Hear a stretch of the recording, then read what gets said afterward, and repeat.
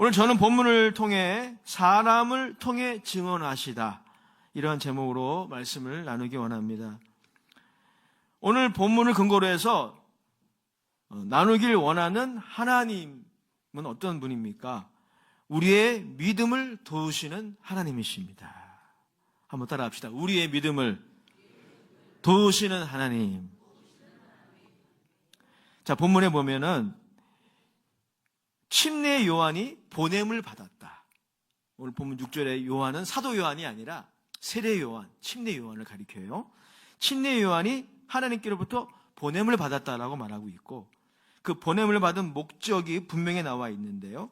그것은 모두가 이 빛, 예수님을 말하는 겁니다. 이 빛을 믿게 하려 하십니다 라는 것입니다. 자, 오늘 우리 6절 말씀 같이 보겠습니다. 6절 시작. 하나님께로부터 보내심을 받은 사람이 있으니 그의 이름은 요한이라. 자, 이 세례 요한의 보냄을 받은 이 목적은 요한복음의 목적과 정확히 일치합니다. 자, 7절 말씀, 오늘 본문 7절입니다. 읽겠습니다. 시작. 그가 증언하러 왔으니 곧 빛에 대하여 증언하고 모든 사람이 자기로 말미암아 믿게 하려 함이라. 자, 요한복음 20장 31절에 보면 요한복음의 목적이 나와 있는데 이것과 정확히 일치해요. 이렇게 나와 있습니다. 오직 이것을 기록함은 너희로 예수께서 하나님의 아들 그리스도이심을 믿게 하려 함이요, 또 너희로 믿고 그 이름을 힘입어 생명을 얻게 하려 함이니라.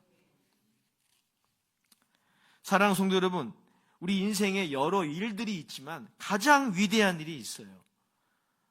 가장 중요한 일이 있어요. 그것은 이 빛을 믿는 일입니다. 믿는 일이에요.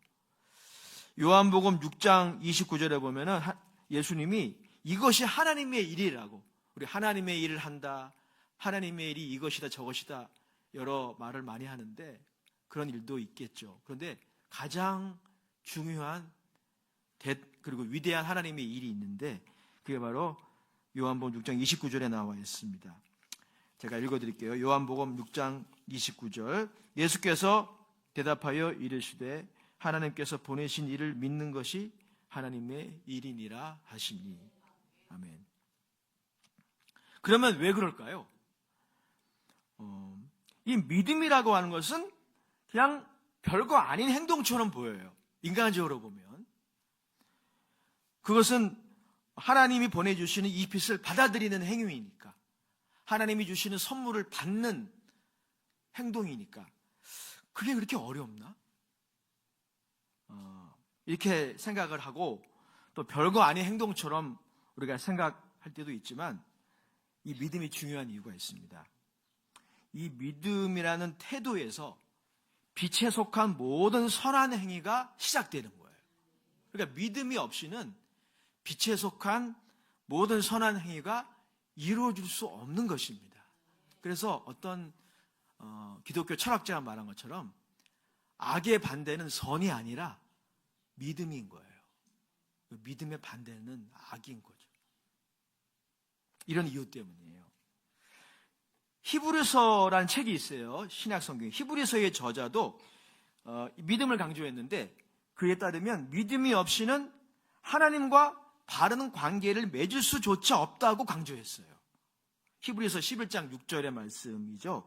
우리 한번 같이 읽어보겠습니다. 시작. 믿음이 없이는 하나님을 기쁘시게 하지 못하나니 하나님께 나아가는 자는 반드시 그가 계신 것과 또한 그가 자기를 찾는 자들에게 상 주신 이심을 믿어야 할지니라. 아멘.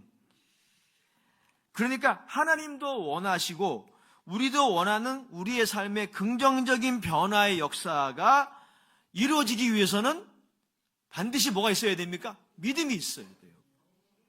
그러면 반대로 하나님이 원하시고 우리가 원하는 우리의 삶의 긍정적인 변화가 왜 안 이루어질까요? 믿음의 부재 때문에 안 이루어지는 거예요. 우리의 믿음의 약함, 적음 혹은 믿음의 없음에서 오는 것입니다. 믿음이 없이는 구원이라는 선물을 받을 수 없어요. 그래서 믿음은 존 스타트가 그렇게 적절하게 비유했는데 하나님의 구원이라는 선물을 받는 손이에요. 구원의 소식을 듣는 귀입니다. 그리고 하나님이 우리에게 주신 생명의 양식을 먹는 입이에요. 그러니까 여러분, 이것이 없이는 그 선물을 받을 수가 없는 것이죠.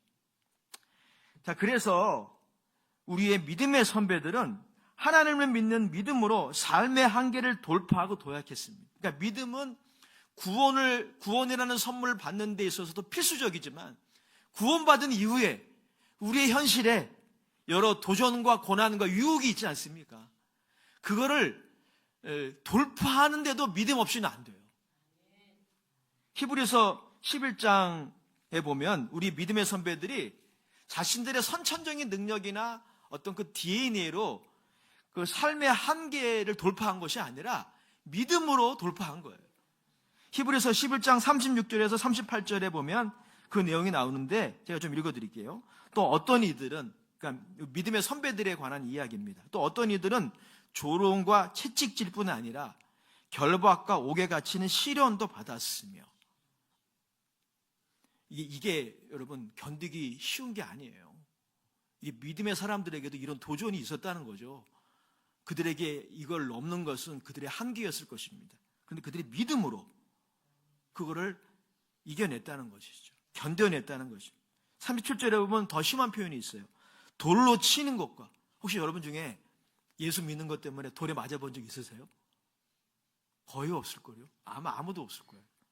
근데 믿음의 선배들 중에 있었어요. 돌로 치는 것, 심지어 톱으로 켜는 것. 세상에. 소우도 아니고 영화. 네?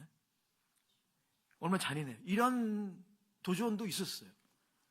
시험과 칼로 죽임을 당하고 양과 염소의 가죽을 입고 유리하여 궁핍과 환난과 학대를 받았으니 이런 사람은 세상이 감당하지 못하느니라. 어떤 사람이 감당하지 못합니까? 이걸 경험한 사람들이 아니라 이걸 경험했으나 그 인간의 한계를 믿음으로 견뎌낸 사람들이 세상이 감당하지 못했다는 것입니다. 그들이 어떤 선천적인 능력이나 탤런트가 있어서가 아니라 믿음으로 이렇게 한 거예요. 여기에 믿음의 신비가 있습니다. 믿음이라고 하는 것은 정말 쉬운 행동 같아요. 그냥 하나님이 주신 선물을 받으면 되잖아요. 그런데 정말 쉬울 것 같지만 정말 어려운 것이 또한 믿음이에요. 이게 믿음의 역설이고 믿음의 신비입니다. 그래서 하나님은 모두가 이 믿음을 가지고 하나님의 구원이라는 선물을 받기에 원하시지만 현실의 뚜껑을 열어보면 믿음은 모든 사람의 것이 아닙니다. 여러분 중에도 이 자리에 앉아있지만 믿지 않는 분이 계실 수 있어요. 다 믿으시기 바랍니다. 그냥 자리만 이 자리에 채우지 않기를 축원합니다. 자, 그런데 하나님은 어떤 분입니까? 오늘 성경이 우리에게 소개하는 하나님은 어떤 분이냐면 악과 고난이라는 어둠에 비추는 이 빛을, 이 구원이라는 선물을 거절하지 않고 그저 받아들이도록 이 믿음을 가지도록 우리를 도우시는 분이에요. 아멘. 자, 하나님은 우리의 믿음을 어떻게 도와주시냐면은 우리를 포위하셔요. 이게 사랑의 행위입니다. 그리고 때로는 우리를 뒤쫓으셔요. 윌리엄 브레이크라는 시인이 그래서 하나님을 어떻게 비유했냐면 하늘의 사냥개다. 좀 개라고 표현해서 너무 죄송한데 하나님의 사랑의 행동을 묘사한 거예요. 먹잇감을 끝까지 추적하는, 집요하게.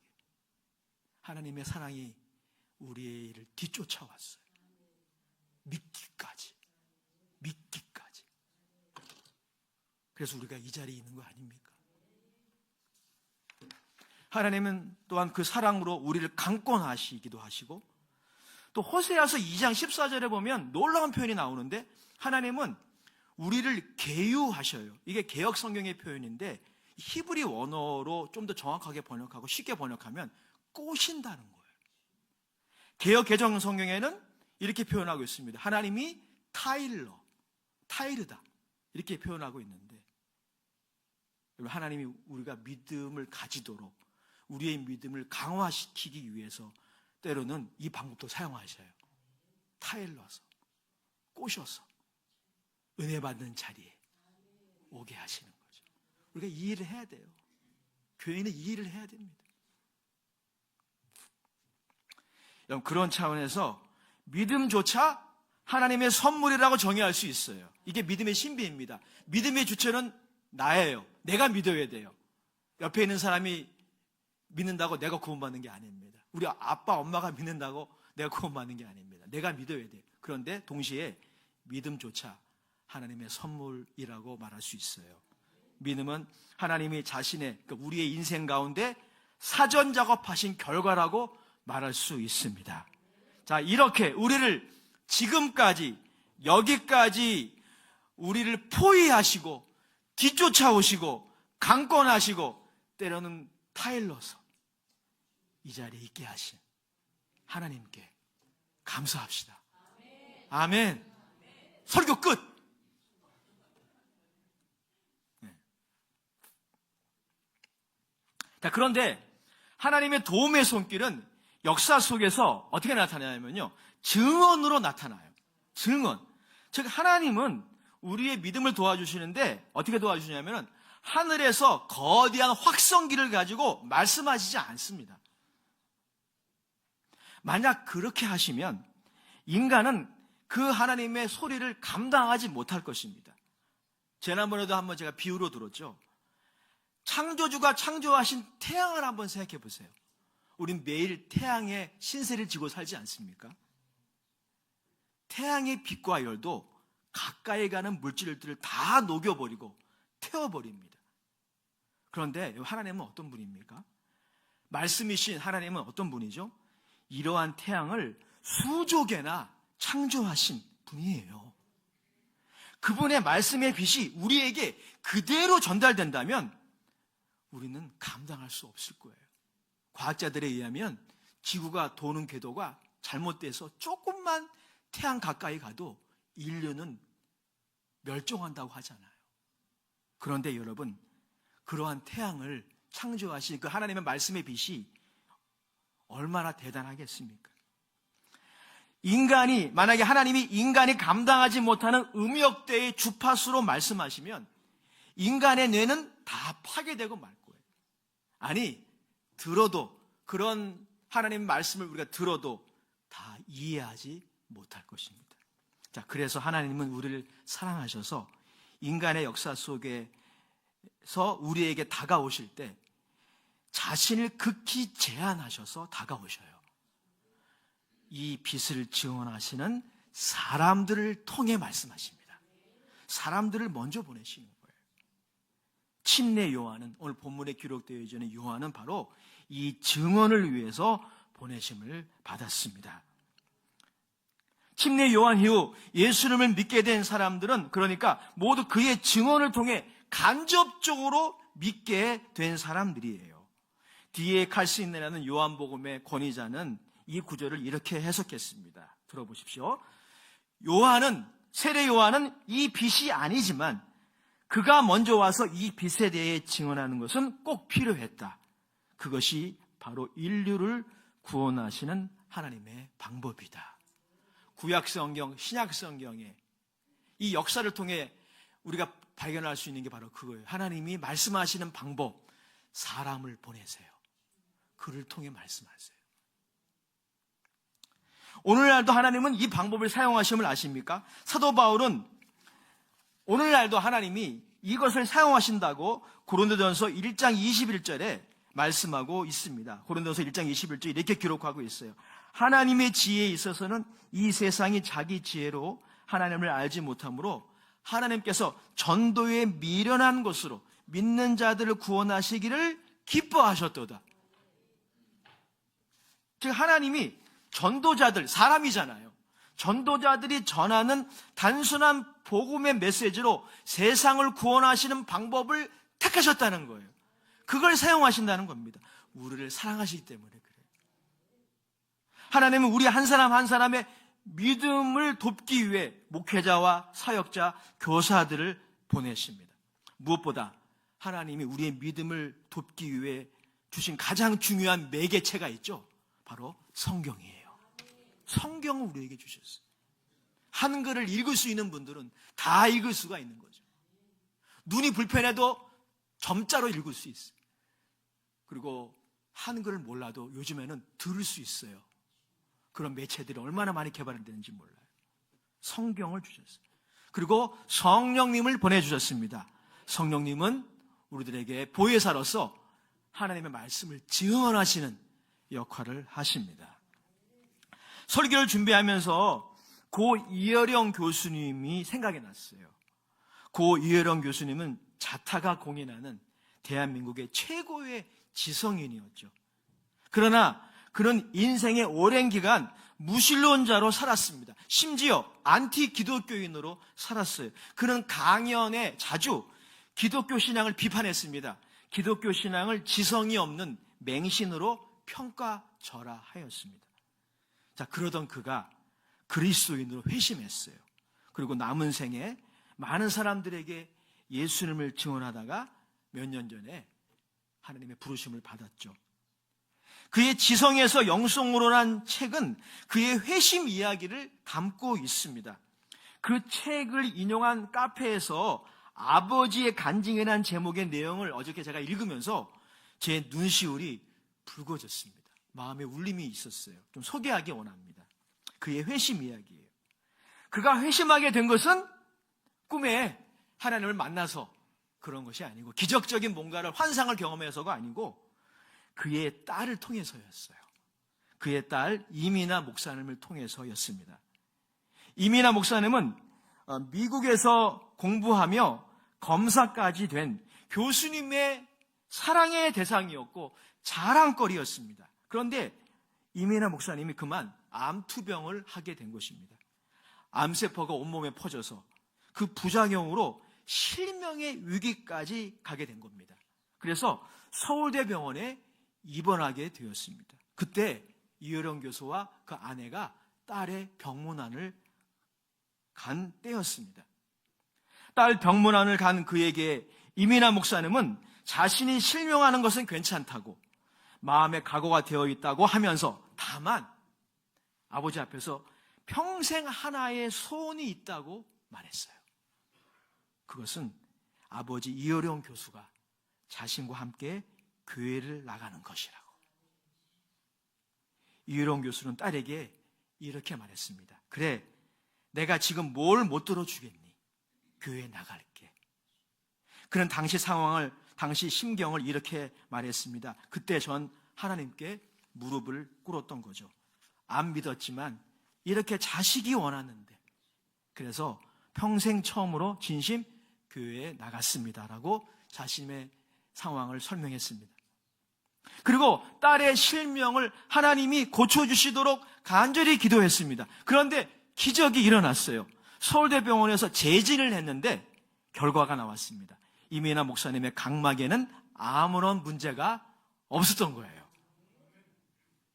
하지만 화장실에 들어갈 때와 나올 때가 다른 것처럼 이어령 교수는 즉각적으로 회심하지 못했습니다. 신앙을 가질 것을 꺼려했어요.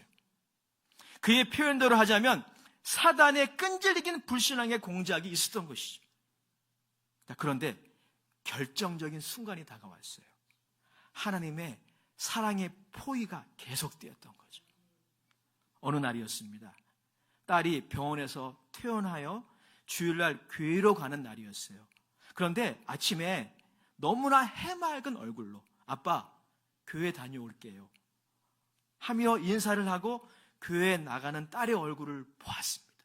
이때 하나님이 역사하신 거예요. 그때 이어령 교수의 뇌리에 스치는 생각이 있었습니다.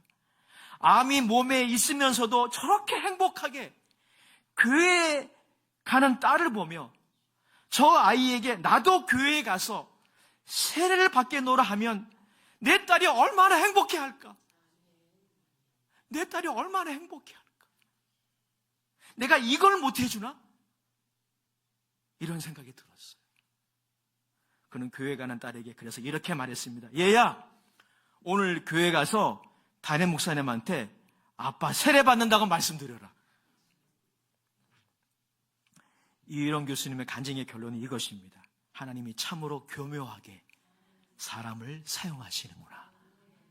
우리를 포위하시는 하나님, 사랑으로 우리를 추적하시는 그 하나님께서 이렇게 사랑하는 사람을 사용하셔서 하나님께 엎드리게 하시니 얼마나 하나님은 지혜로우신 분이십니까?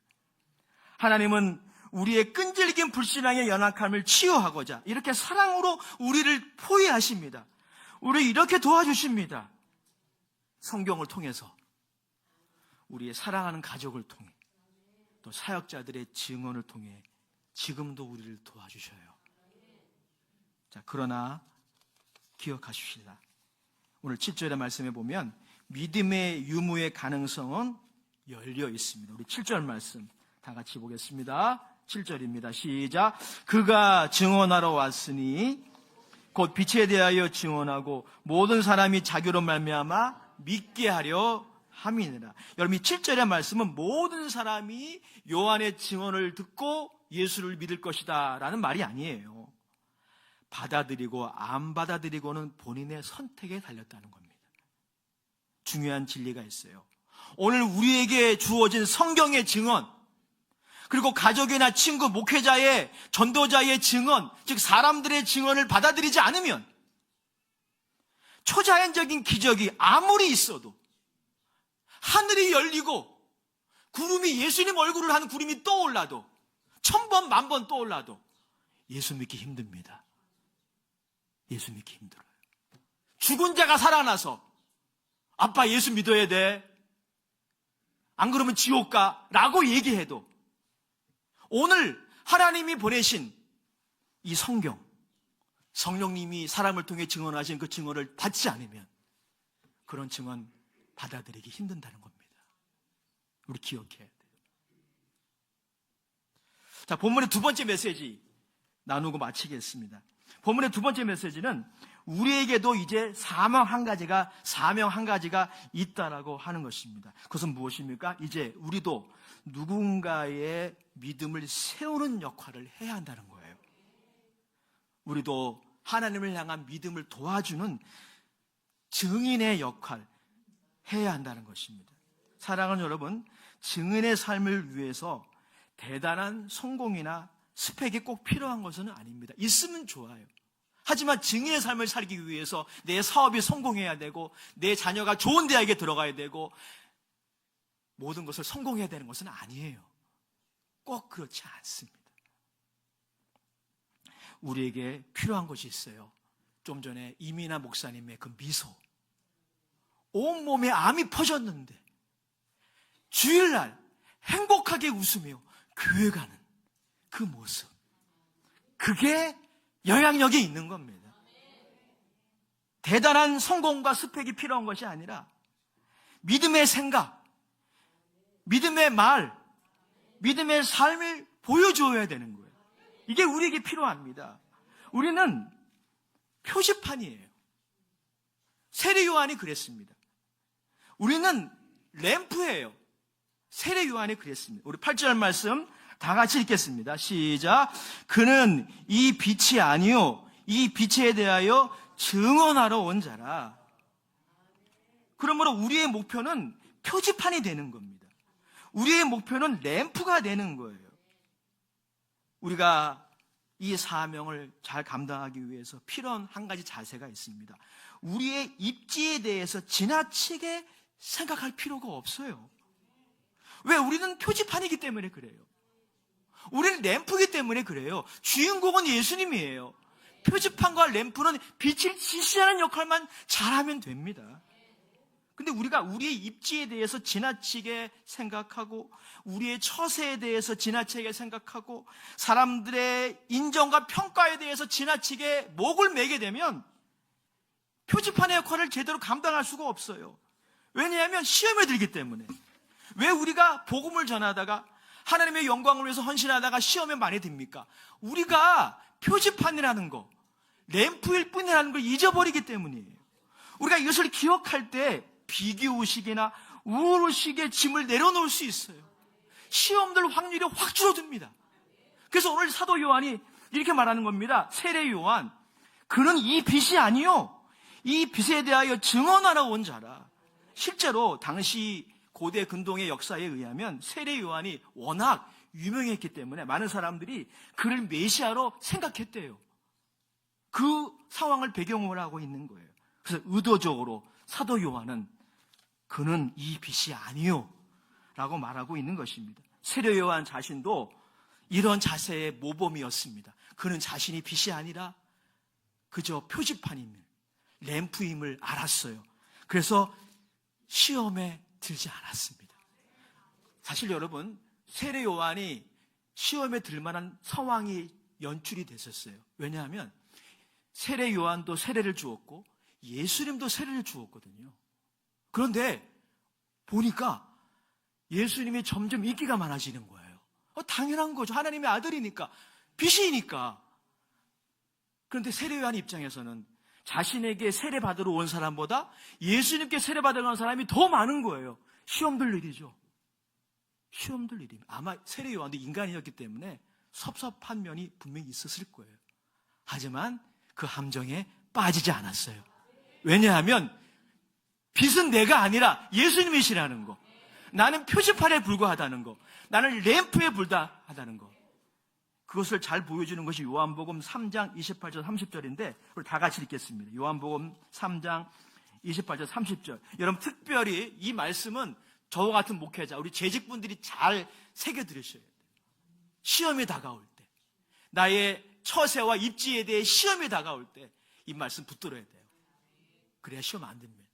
같이 읽습니다. 요한복음 3장 28절에서 30절입니다. 시작. 내가 말한 바 나는 그리스도가 아니요 그의 앞에 보내심을 받은 자라고 한 것은 증언할 자는 너희니라.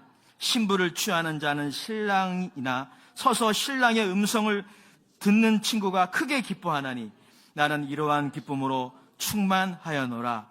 그는 흥하여야 하겠고 나는 쇠하여야 하리라. 우린 표지판이기 때문에, 우린 그저 램프이기 때문에 이 말씀이 맞는 것입니다. 자, 결론입니다. 사랑하는 여러분, 어둠을 뚫고 오신 예수님, 그분은 우리의 절망을 가져가신 예수님이십니다. 그분을 구주로 받아들이는 길은 오직 믿음밖에 없습니다. 하나님은 이 빛을 믿도록 하기 위해 우리를 사랑으로 포효하시고 강권하며 도와주십니다. 지금도 믿음 이후에도 우리의 믿음을 도와주셔요. 그래서 사람들을 사용하십니다. 이 하나님의 도우심이 있었기에 지금까지 여기까지 올 수 있었습니다. 이 하나님께 감사할 것밖에 없어요. 그리고 나 자신을 위해 신앙의 감독자로 보내신 사람들로 인하여 사역자나 가족, 남편과 아내, 부모님, 그리고 전도자, 교회, 신앙의 동료들로 인하여 오늘 하루, 아니 이번 주 하나님께 감사해 보시지 않겠습니까? 하나님, 우리 남편 보내주셔서 감사해요. 내 아내 보내주셔서 감사해요. 목사님 보내주셔서 감사하시죠? 네, 그냥 아멘 하는 거예요. 우리 교사 선생님 보내주셔서 감사해요. 우리 지역자님 보내주셔서 감사해요. 우리 장로님 보내주셔서 감사해요. 우리 동료들 함께 신앙생활 하게 돼서 감사해요. 때로는 불만족스러운 것이 왜 없겠어요? 표지판이니까, 램프니까 그래요. 오늘 하루, 우리 이번 주 내내 우리 이분들로 인하여 감사하시기를 원합니다. 그리고 이제 우리 서로에게 믿음을 도와주는 그런 역할, 그런 사명 감당하기를 결단합시다. 하나님 아버지, 우리 사랑하는 교환 종들이 오늘 결단했습니다. 이제 누군가에게 나도 그들의 믿음을 도와주는 사명 감당하고자 결단했습니다. 하나님 도와주시옵소서. 또한 저들이 하나님께 감사하며 서로에게 감사하는 귀한 은혜가 있게 하여 주시옵소서. 예수님의 이름으로 축복하며 기도합나이다. 아멘.